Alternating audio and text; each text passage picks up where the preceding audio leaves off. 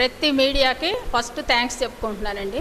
Media ద్వారా జనాలందరూ మంచి చెళ్ళు చాలా వరకు తెలుసుకుంటున్నారు.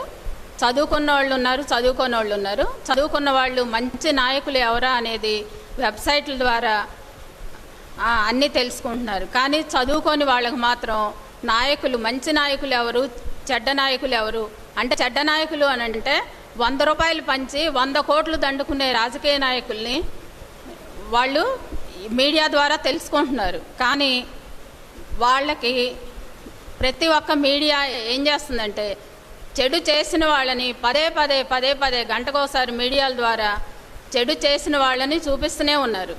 అది చాలా సంతోషం. కానీ రాజకీయ నాయకుల్లో మంచి సేవ చేస్తూ మంచి నాయకుల్ని మీరు మీడియా ద్వారా జనాలకి చూపిస్తూ ఉంటే వాళ్ళు తప్పనిసరి వీళ్ళు మంచి నాయకులు, వీళ్ళు డబ్బు తీసుకోకుండా మనకు సేవ చేయటానికే వస్తున్నారు అన్న విషయం గుర్తిస్తారు.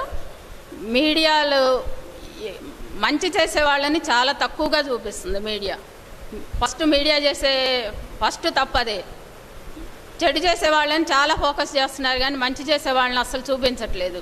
రాజకీయ నాయకుల్లో ఇప్పుడు ఉన్న వాళ్ళల్లో కూడా మంచి వాళ్ళు ఉన్నారు, చెడ్డవాళ్ళు ఉన్నారు.